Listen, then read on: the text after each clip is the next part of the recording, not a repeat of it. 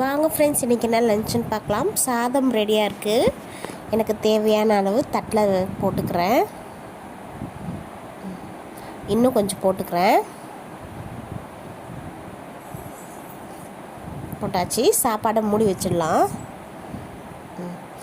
குழம்பு பார்த்திங்கன்னா அவரைக்காய், முருங்கைக்காய், உருளைக்கிழங்கு போட்டு நல்லா டேஸ்டியான தேங்காய் அரைச்சி ஊற்றி கொஞ்சமாக லைட்டாக காரம் போட்டு புளிக்குழம்பு மாதிரி செஞ்சுருக்கேன். அதில் வேக வச்ச முட்டை ஆட் பண்ணியிருக்கேன். சாப்பிட அவ்வளோ டேஸ்ட்டாக இருக்கும்.